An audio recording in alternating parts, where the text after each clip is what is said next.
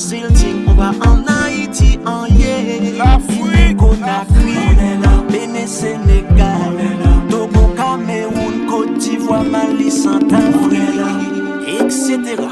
Les Antilles. Azumaya, agriculture sans complexe. Parlons l'agro-business, l'investissement et le développement sans complexe. Bonjour Patrick, je suis heureux de vous retrouver.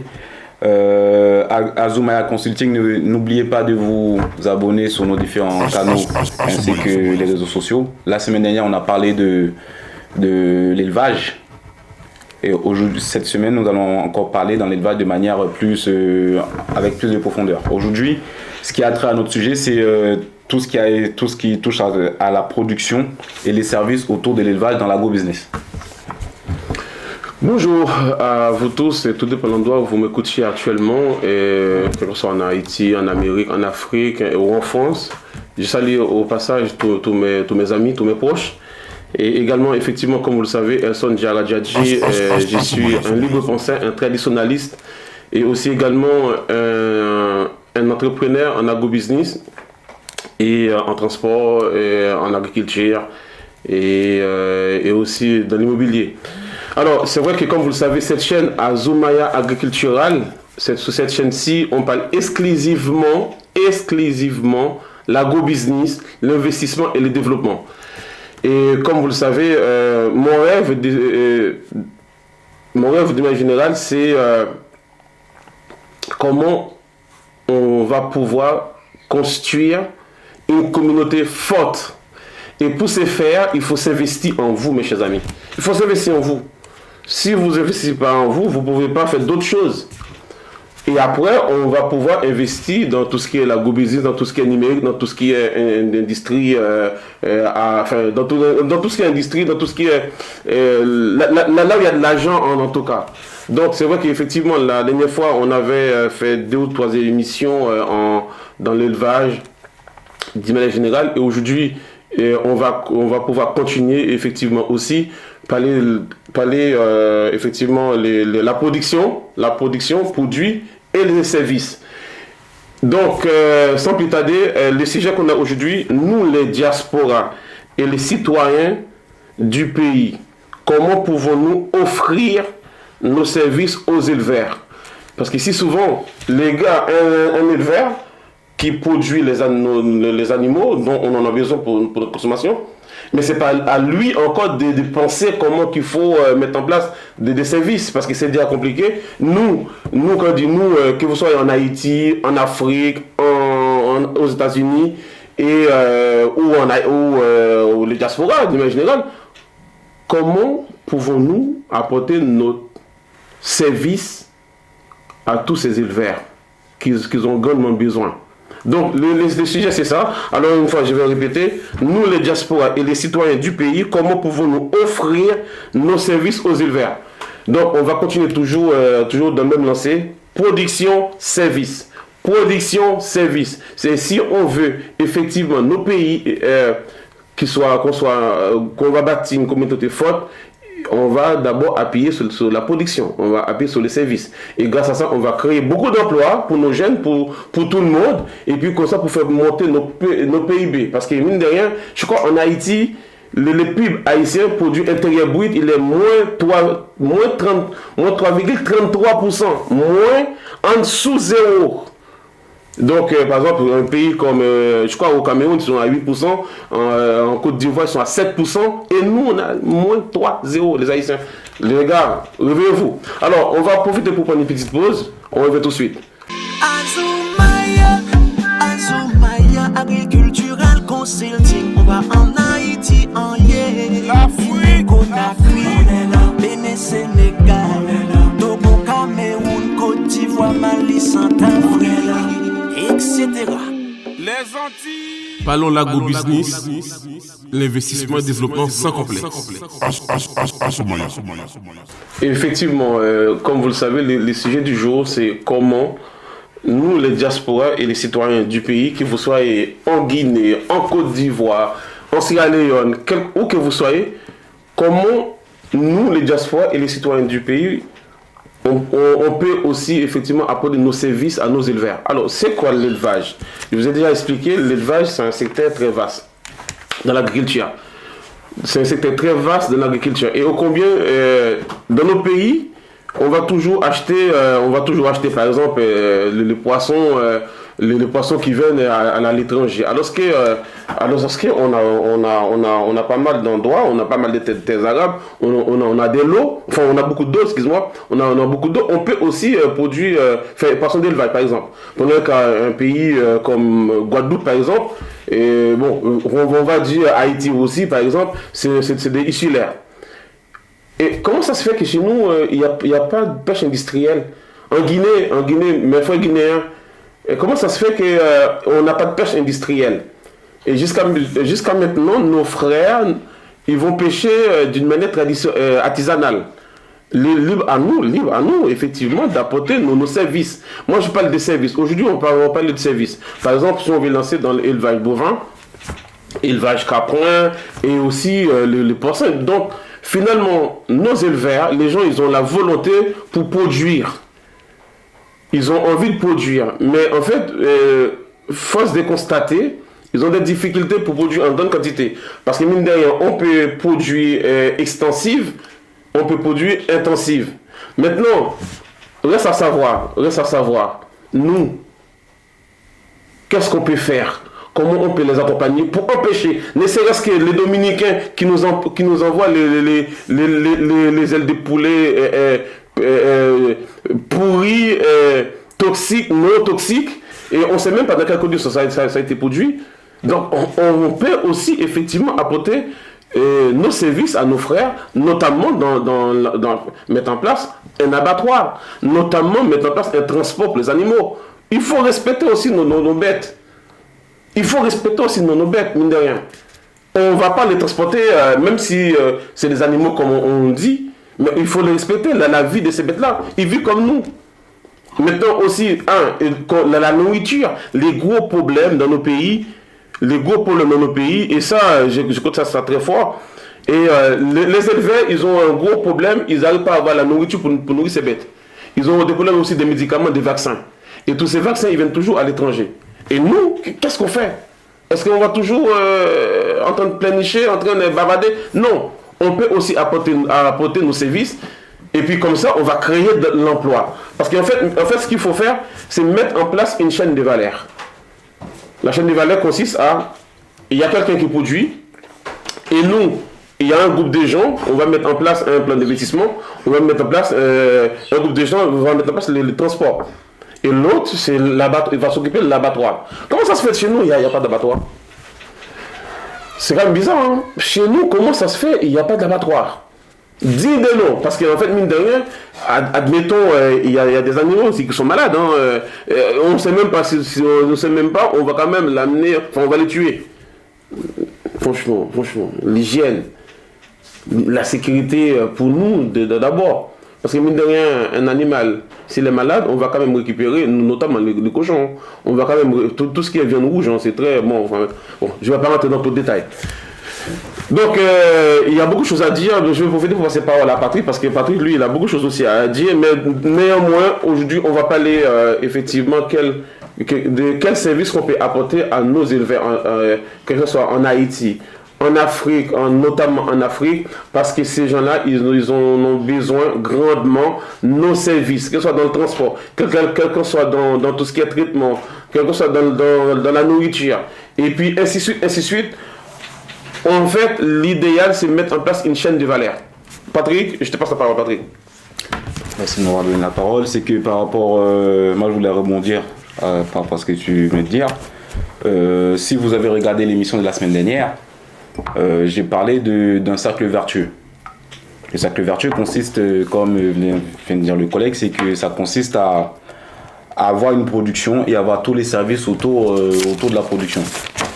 Donc, on va donner un exemple tout simple. La semaine dernière, nous avons parlé des cochons créoles. En termes de transformation, le cochon, on peut récupérer beaucoup de choses dedans. Exact. Donc, en termes de nourriture, on peut faire saucisson. Tout ce qui est pâté pour pâté à consommation humaine. et en termes médicamenteux aussi, puisque dans le cochon, étant donné que le cochon il est proche de l'homme à 99, et des poussières de l'homme, c'est que le cochon en fait, il y a beaucoup de médicaments qui sont testés sur les porcs, Les reins notamment. sur les porcs pour que les personnes qu'on puisse soigner les gens.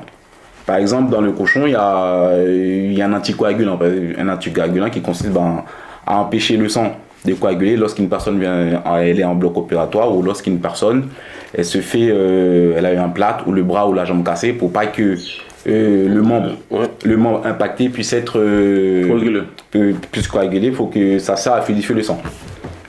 Ok. Pour venir au système de transport, au système de service et la production, toutes ces choses-là vont ensemble. C'est que lorsque vous avez un troupeau donné, peu importe ça soit chèvre, mouton ou des vaches, on serait toujours confronté au problème de l'alimentation, le problème de services vétérinaires. Et en fait, Patrick, excuse-moi, en fait, non seulement l'alimentation, il faut monter encore même plus loin, l'approvisionnement. Parce qu'en fait, même si on a une chaîne de production, il faut en amont qu'on a la matière première. Et c'est ça le problème avec tous les terres arabes qu'on a. On a beaucoup de terres arabes en Haïti, en Afrique, un peu partout. Mais avec ces terres-là, on va produire la matière première qui est soit c'est le mil, soit le maïs, soit le soja pour nourrir nos... Mais je suis d'accord avec toi, c'est que moi, ce que je pense, c'est que en termes de production, l'agrobusiness, c'est que soit il y a deux aspects. On peut avoir l'aspect avec le patron. Le patron, c'est que c'est l'État. L'État, il décide, il met en place des systèmes, des moyens économiques pour que les agriculteurs, les personnes qui veulent investir dans l'agriculture puissent avoir les moyens pour investir, ou une personne qui a assez de moyens personnels et que tous les systèmes transverses qu'elle a besoin pour pouvoir faire fructifier, pouvoir faire évoluer son élevage, évoluer le business, pour que ça puisse avancer. Donc, lorsqu'on n'a pas les services de l'État, on peut se permettre, si on a les moyens, de faire de payer un vétérinaire, d'avoir des terrains arables et de préparer les semences ainsi que le fourrage pour les animaux, transformer les animaux, et ça forme aussi une sorte de mini-entreprise. Donc le problème que l'on a, c'est qu'il n'y a pas d'imbrication de toutes ces différents corps de métier dans l'agrobusiness pour que l'on puisse avancer comme on devrait avancer comme dans les autres pays. Oui, en fait, tout à l'heure, tu parles des cochons, par exemple. Par exemple, un pays comme en Haïti, ou même beaucoup de pays en Afrique de l'Ouest, que je connais bien, et en fait, on a un problème d'énergie. Mais seulement on peut mettre en place aussi un système de méthane. Oui, mais pour avoir l'énergie, parce qu'en fait, le problème, c'est que le fait qu'on a... Alors, tout ça résume à une seule chose, parce qu'on n'a pas une base scientifique. Dans nos pays noirs francophones, on cherche toujours à être intellectuel. Quand on est intellectuel, puis plutôt plus basé dans l'être, mais tout ce qui est technique, tout ce qui est scientifique, on l'a pas. Par exemple, on a un gros problème dans nos pays, c'est l'énergie. Quand on dit l'énergie, c'est l'eau et l'électricité. Et sous prétexte qu'on a un problème d'électricité, regardez maintenant, je crois en Haïti, il y a un problème de gaz en Haïti. Mais si toutefois qu'il y a un gars ou des gars qui se mettent ensemble, qui mettent un plan d'investissement ensemble, qui lance dans ces secteurs d'activité, qui est élevage des porcs, et avec la matière fécale des cochons, on peut mettre en place un système de méthane. Et ce système de méthanisation, on va produire l'électricité. Mais tout ça, c'est des choses qu'on peut faire. Oui, justement, mais pour revenir à la récupération des déjections de porcs et tous les animaux d'ailleurs, c'est un système qui est simple, mais il faut avoir du savoir-faire. Le savoir-faire, c'est dans le sens que on récupère les matières fécales des porcs et on les met dans un digesteur. Le digesteur, après on met dans une cuve, et la cuve, méthanisation, et on capte le méthane qui est un gaz, le CH4. Et après, le gaz, on le compresse, et après, on distribue le gaz. Oui, c'est simple. Mais il faut avoir le savoir-faire. Oui, mais il faut le savoir-faire, il faut l'installation qu'il faut aussi. Mais mine de rien, tout ça, ça arrive à une seule chose. En fait, pour ne pas te couper, il faut avoir l'envie, parce que rien n'empêche de commencer petit et de voir grand après. C'est que nous, notre problème, on veut toujours commencer gros, mais ça ne sert à rien de commencer gros. Le pire, c'est de ne rien faire. Écoute, moi personnellement, comme je disais tantôt, nous, les Noirs, qu'est-ce que vous soyez en Amérique, en Europe, et même au pays, par exemple, je ne sais pas, une chaîne de valeurs. Une chaîne de valeur, et donc ça porte bien son nom, une chaîne de valeur. Les gars qui produisent, eh bien, il y a d'autres qui vont récupérer ces animaux qu'on va ramener dans l'abattoir. Et l'abattoir, on va quand même, avec les soins, le respect de nos bêtes, et puis, effectivement, on va les produire pour notre système agroalimentaire, bien sûr, mais il faut le respect de ces bêtes-là. Et puis de l'autre côté, on peut aussi apprendre nos frères et sœurs à mieux consommer, à consommer autrement. Le problème, c'est que chez nous, on consomme toujours de manière linéaire. On consomme tout à la même chose, du 1er janvier au 31 décembre. C'est à nous, effectivement, le fait qu'on vit en Occident, on peut aussi apporter ses savoir-faire. Et aussi mettre en place une chaîne de valeurs. Et aussi à l'utilisation de la technologie aussi.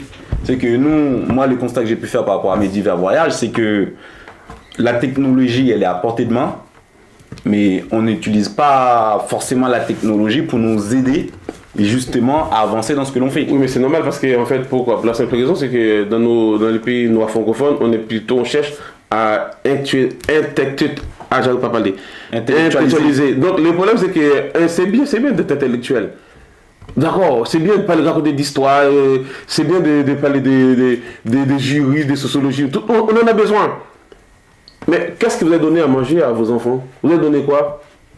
Quand vous avez nourri votre femme comment? Vos mamans là qui sont au village là, vous avez nourri comment? En fait seulement vous êtes intellectuel, faites de beaux discours. En fait c'est des, on s'auto-emprisonne avec des textes, des citations des autres pour faire semblant qu'on lit dans des gros livres. Mais what? Les gars, écoutez, réveillez-vous les gars. La base scientifique, la base technologique. Moi, écoutez, c'est pourquoi moi, souvent j'entends nos frères francophones disent ouais, chez nous, les gens ne sont pas éduqués. Mais si, on est même pas éduqués. On est éduqués mal pour les autres. Maintenant, quand est-ce qu'on va parler un plan de financement? Si souvent, tu sais, Patrick, quand on entend les Noirs, ils discutent, soit c'est la politique, soit c'est les femmes, soit c'est les sports. Enfin, le foot. Ou la fête. Enfin, oui, du manière générale. Et quand est-ce qu'on va parler un plan d'investissement? Un plan d'investissement. Et la solidarité. La solidarité, c'est un gros mot. C'est un gros mot. Alors, tout ça pour dire que, les gars, franchement, je crois quand même qu'il y a pas mal de services qu'on peut apporter à nos frères, notamment dans le transport pour les animaux, notamment dans la fabrication de la nourriture, parce que déjà, en période de sécheresse, les animaux, ils en ont besoin aussi de se nourrir.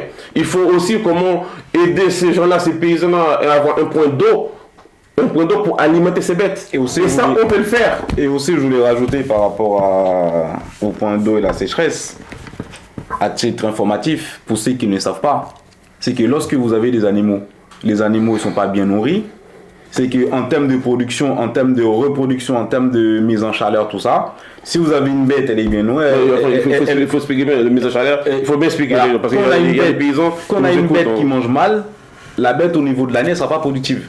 Exact. Si la bête elle mange convenablement, si sous l'année elle est censée nous donner 2 portées, on aura nos 2 portées. Et il y a ce rapport-là qu'on doit contrôler. C'est que le problème, c'est que dans certains pays, les personnes, ils ont l'élevage, ils s'occupent pas comme ils devraient des animaux, c'est que c'est juste l'animal, on met comme ça la corde au cou, on tourne en abnon. L'animal, c'est un être vivant.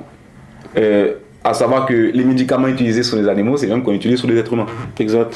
Donc, ce genre de choses-là, c'est que ça a son importance.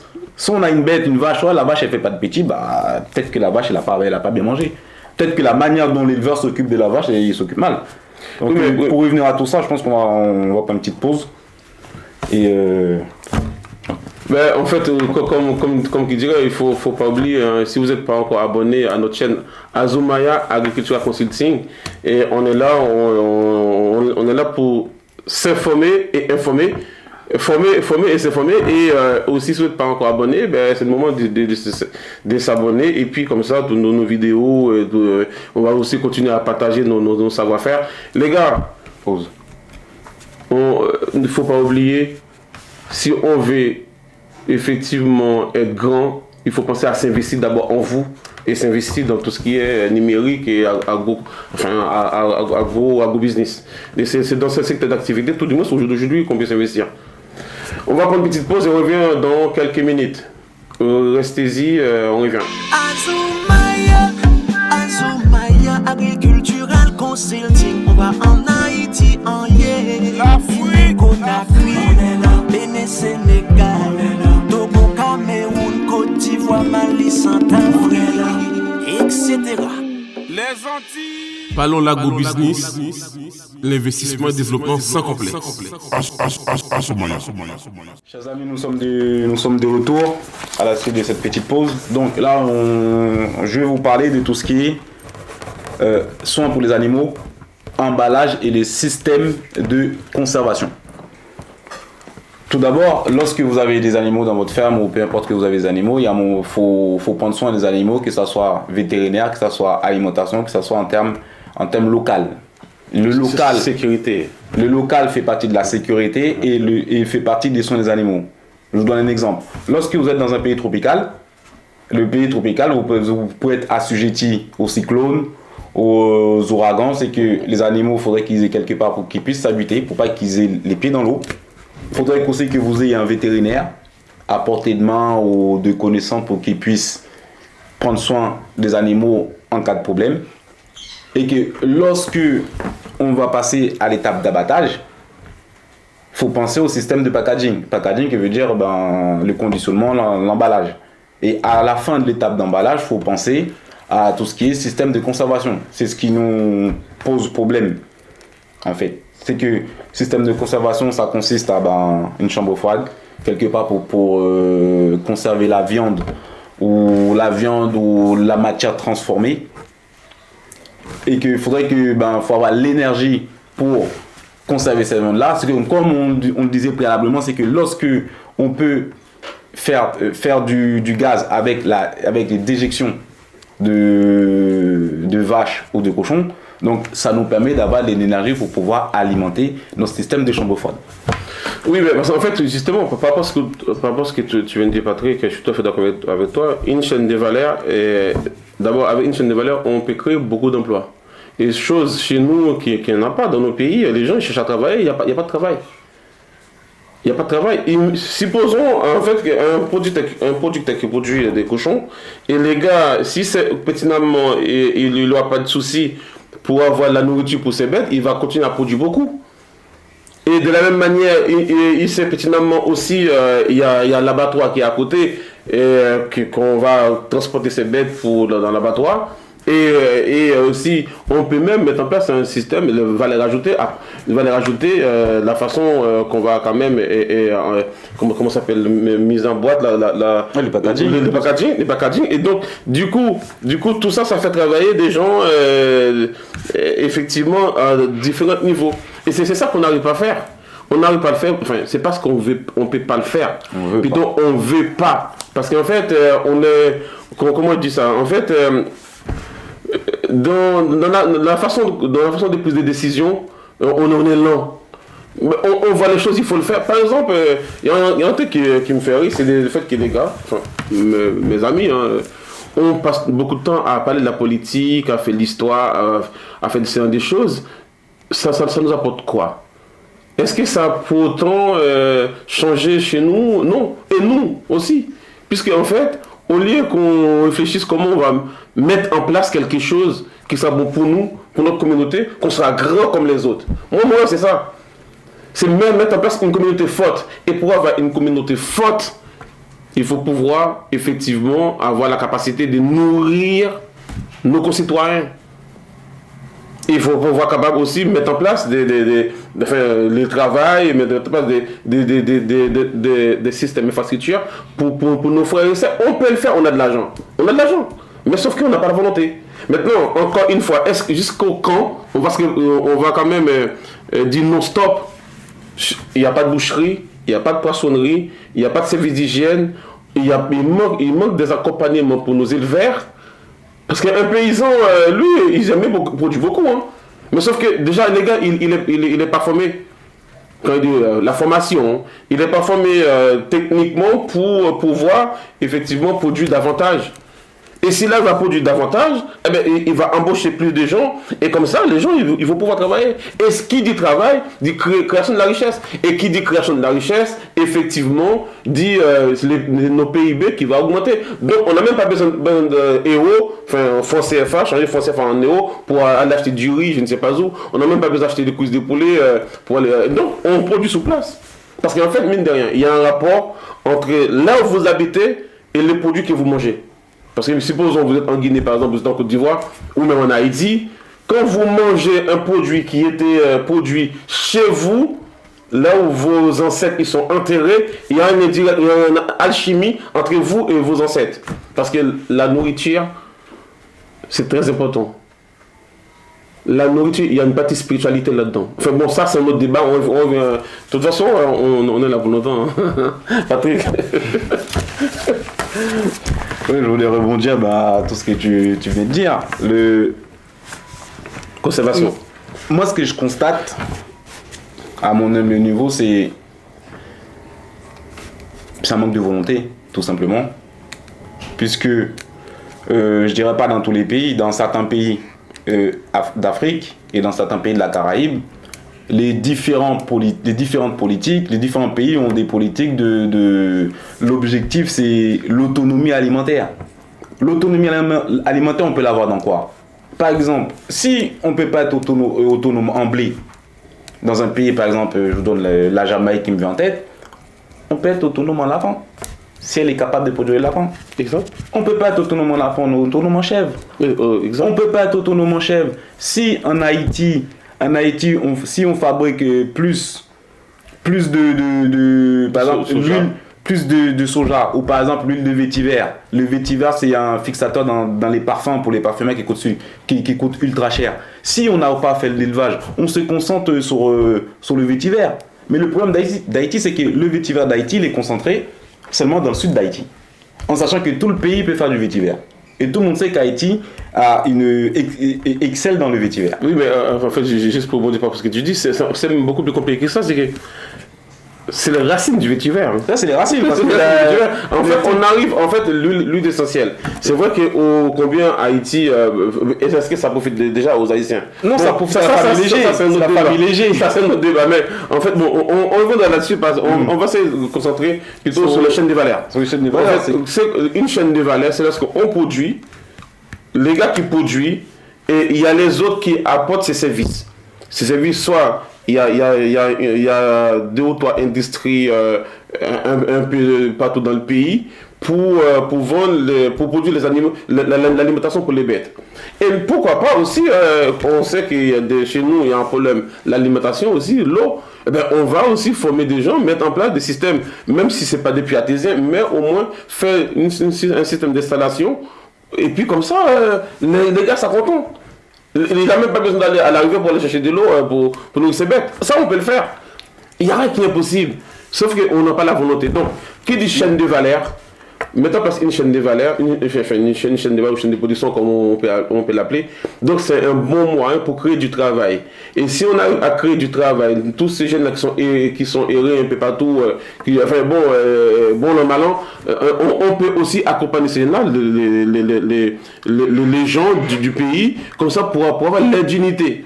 Le problème, c'est que on est ici, on est des travailleurs pauvres. Enfin, moi, je me considère comme ça. Vous avez un salaire, les salaires que vous avez, déjà il faut quand même pouvoir subvenir aux besoins de votre famille ici, mais il faut aussi aider les gens du pays, enfin au pays. Maintenant, les soucis dans tout ça, c'est que vous avez un seul salaire. Hein? Vous avez un seul salaire, mais maintenant, est-ce que vous avez une au-dessous des salaires parallèles qui peut vous quand même, au cas où? Non. Mais maintenant, on peut le faire. Comment on peut le faire? Mais il faut s'investir. Mais tout seul, on ne peut pas investir tout seul. C'est vrai, c'est compliqué. Mais ensemble, on peut mettre en place un plan d'investissement. Je sais qu'au combien dans nos compatriotes, on est souvent à l'église, à la mosquée, tout ça. Mais on y est quand on parle de Dieu. D'accord, c'est bien, on parle de Dieu, il n'y a pas de problème. Aucune religion n'empêche de s'enrichir. On peut parler de Dieu, mais aussi pendant ce temps, on peut aussi mettre en place un plan d'investissement. Écoutez les gars, moi je suis originaire, on va dire, une connerie. Je suis originaire de Paris, tiens. Qu'est-ce qui manque à Paris? Quel service on peut apporter aux élevés à Paris? Qu'est-ce qu'ils ont besoin? Ils ont besoin de la nourriture pour les bêtes, ils ont besoin du transport, ils ont besoin d'une chambre froide, ou qu'on appelle le système de conservation, ils ont besoin d'un système d'emballage. Donc c'est à nous de voir quel service on peut apporter à nos compatriotes afin qu'ils puissent produire beaucoup plus, qu'on n'a même pas besoin d'aller acheter la nourriture à l'étranger. Et comme ça, on va gonfler notre PIB. Et aussi, pour rebondir à ce que tu viens de dire, c'est que nous, dans nos divers pays, le problème que l'on a, c'est un problème de confiance. Ah, ça. C'est un problème de confiance et de conscience. C'est que la confiance, c'est que si toi, tu es éleveur de poules, de chair ou tu fais des œufs, ce qui va se passer, c'est que tu peux avoir besoin du fournisseur, d'avoir une certaine quantité de grains pour les poules, et que tu n'as pas assez d'argent, c'est pas tous les fournisseurs qui vont t'arranger pour que tu puisses payer à la fin du mois. On a ce problème-là. Il y a des personnes qui peuvent vous arranger, il y a des personnes qui ne vont pas vous arranger. Oui, c'est qu'il faut savoir composer avec. Oui, mais en fait, pourquoi? Pour la simple raison, la confiance, c'est pas quelque chose qu'on puisse s'installer du jour au lendemain. Je suis d'accord avec toi, c'est que en fait, à partir du moment que voilà, tu as ton entreprise qui a pignon sur rue, et que moi je suis fournisseur de nourriture pour animaux, ton entreprise, que je te dois de l'argent ou pas, l'entreprise elle va pas disparaître du jour au lendemain. Je serai toujours là. L'entreprise sera toujours là, à moins qu'il se passe quelque chose d'exceptionnel. Oui, mais nous, on n'arrive pas à voir les choses avec une vision à long terme, en sachant que cette année, si tu as 10 000 têtes de poulet, je t'achète 2 tonnes par an de grains. Si tu as 20 000 têtes de poulet et que ton évolution elle est de manière exponentielle. Oui, mais nous, on n'arrive pas trop à visualiser ça à long terme. C'est plus des choses sur 2, 3 ans, 4 ans. Un projet personnel, c'est 3-4 ans. Selon les personnes, si ça se passe bien ou pas. Et après, si on doit recommencer, on recommencera. Et il faut avoir la volonté aussi. Tu sais, Patrick, le problème, c'est que nous, on a un gros problème parce qu'on a un problème de gestion aussi. Et c'est vrai que c'est pas une question de confiance seulement. C'est la gestion. C'est un problème de gestion parce qu'en fait, pendant le cas, si on parle de compte de résultats provisionnels, les gars, ils savent même pas qu'est-ce que c'est. Un plan prévisionnel, il sait même pas qu'est-ce que c'est. C'est comme souvent, j'étais en train de discuter avec un gars, le gars me dit, ouais, en Haïti, on produit beaucoup de maïs. Ah ouais, on produit beaucoup. Oui, je dis, combien? Ah oui, mais je ne sais pas. On produit beaucoup de riz en Haïti, surtout dans la Tibonite. Oui, d'accord. Mais combien? Est-ce qu'ils sont autonomes? Non, mais c'est combien? En fait, les gars me disent, mais non, c'est ça le problème. Combien de riz ils importent pour compléter leur production? Voilà, parce que c'est quoi la question qu'il faut poser. Combien de riz il importe pour compléter sa production? Parce qu'en fait, c'est que chacun est tout à fait indépendant. Et les gars même qui produisent cette matière première, ils ne savent même pas combien il en a. Mais non, il ne sait pas. Donc, on a un problème de compte de résultats. Il y a un problème de mesure. Pas dans tous les pays, il y a un problème de mesure et de contrôle de ce que tu fais. Justement, pas dans tous les pays. Donc, ce qui fait que le fait que toi-même tu produis, tu ne sais même pas quelle quantité tu produis. Mais t'as pas idée si ta récolte précédente elle était bonne ou pas. Et tu sais pas non plus. Et même aussi tes bêtes, tu sais même pas quelle quantité qui consomment. Tu vois, en fait, tout est flou. Le problème, c'est qu'on a un gros travail à faire dans ce sens-là, puisque c'est vrai qu'il n'y a rien de tel à avoir un plan d'affaires. Rien de tel. Un business plan. Si vous avez quelque chose à faire, la première chose, ok, d'accord. La première chose, c'est de s'investir en vous. Déjà, avoir la formation qu'il faut, avoir l'information qu'il faut, et aussi qu'est-ce que vous voulez faire, quel service vous souhaitez apporter. Et quel est l'avantage, quel est l'inconvénient. Et quel impact aussi. Quel impact aussi. Aussi, pour ajouter à ce que tu viens de dire, c'est on va terminer aussi. Il y a plusieurs manières, par exemple, lorsqu'on fabrique les déchets organiques ou inorganiques, de les traiter. Donc je pense que ça sera un autre. C'est ça fait l'objet de notre débat. Ça sera un autre sujet, parce qu'il y a une variété de mouches, des fly, il y a une variété de mouches qui s'occupent de tout ça, et les larves des mouches peuvent servir de protéines pour les animaux. Donc bio. Hein. Et c'est toute cette imbrication là qui fait que nous on va essayer de développer, de mettre en place pour donner un maximum de visibilité, d'information et de visibilité par rapport à un business ou quelque chose que vous pouvez lancer peut-être localement ou internationalement, sans oublier d'une part de vous abonner à notre page Azumaya. Alors, justement, comme l'émission, on va terminer cette émission, mais en fait, on cherche des investisseurs. On cherche des investisseurs, que vous soyez en Amérique, États-Unis, un peu au Canada, ou au Chili, en France, en Afrique, en Haïti, en Jamaïque. On cherche des investisseurs. Les gars, c'est pas normal qu'on soit toujours derrière. C'est pas normal qu'on soit toujours pauvre. Déjà, non seulement on est pauvre extérieurement, on est pauvre intérieurement. Je crois que c'est à nous de stop, puisque ce sont pas l'histoire, d'accord. C'est bien l'histoire, c'est bien la littérature. Les enfants, on va les nourrir quoi? Avec la littérature? Il va falloir mettre en place un plan d'investissement, les gars. Entre vous, on peut le faire. Tu n'as même pas besoin d'être un Sénégalais pour investir au Sénégal. Parce qu'au Sénégal, il y a la sécurité. Donc, en fait, le sujet aujourd'hui, c'était, je m'ai oublié, tiens. Nous, les diasporas et les citoyens du pays, comment pouvons-nous offrir nos services aux éleveurs?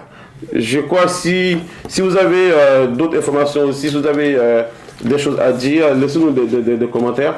Et aussi, dites-nous dans quel secteur d'activité vous êtes en train d'évoluer. Parce qu'on souhaite bâtir, construire une communauté, une collectivité forte. Et pour ce faire, il faut pouvoir avoir quelque chose à proposer. Et pour avoir quelque chose à proposer, et comme ça, on va s'imposer. Mais on ne peut pas s'imposer lorsqu'on n'a rien. Quand vous êtes pauvre, les gars, dites-vous bien, quand vous êtes pauvre, on ne vous respecte pas. Hein. On a la pitié pour les pauvres, mais on ne respecte pas les pauvres. Donc, ça vous devoir. Si vous souhaitez avoir qu'on a pitié de vous, ça vous devoir. Mais si on veut bâtir une collectivité, une communauté forte, il faut s'investir. D'abord en vous et après, effectivement, dans tout ce qui est dans d'autres produits. Donc, quel est ton mot de la fin, Patrick? Moi, le mot de la fin, c'est que pour rebondir sur les investisseurs, c'est que faut que quelque chose soit clair. C'est que en termes, lorsqu'on dit qu'on a besoin d'investisseurs, c'est des personnes qui ont besoin d'investir dans un pays donné et qui ne savent pas comment faire. C'est que nous, à notre niveau, on a ce qu'il nous faut. Donc, je précise, on a ce qu'il nous faut. Et on est là pour apporter notre aide accompagner les gens et apporter notre aide sous condition. Et de plus, n'oubliez pas de vous abonner sur la page. Et lorsque vous avez une remarque positive ou négative, n'hésitez pas à nous la faire. Nous, on accepte la critique, on est là pour avancer. Il n'y a que le ciel, comme on dit, qui peut nous arrêter. Donc, jusqu'à la mort. Parce qu'on a tout le temps de opposer. Mais mes amis, c'est fait un grand plaisir. Donc, on va pouvoir continuer toujours dans l'élevage, les services et autres. Parce que c'est pas normal. Il est anormal qu'on a autant de matières premières qu'on est pauvre. Trop riche pour être pauvre. C'est pas normal. Donc, à très bientôt. Je vous laisse là. Et prendre soin de vous, prendre soin de vos proches. Et puis, Azumaya Agricultura Consulting. On est là jusqu'à la mort. N'oubliez pas de vous abonner sur les différents réseaux. Et à la prochaine. Ciao. Azumaya Agricultural Consulting. On va en Haïti, en L'Afrique, Conakry, Bénin, Sénégal, Togo, Cameroun, Côte d'Ivoire, Mali, Centrafrique, etc. Les Antilles. Il faut investir en l'or, maîtriser nos matières premières. Il faut la formation technique professionnelle. Sans la formation, c'est la pauvreté assurée. Industrialisation, l'environnement, écologie, la salubrité, la sécurité externe, interne, et le vivre ensemble. Aucun pays ne pourra se développer sans agriculture. Aucun pays ne pourra se développer sans investissement. Agriculture, c'est la clé dans le monde entier. Azumaya Agriculture.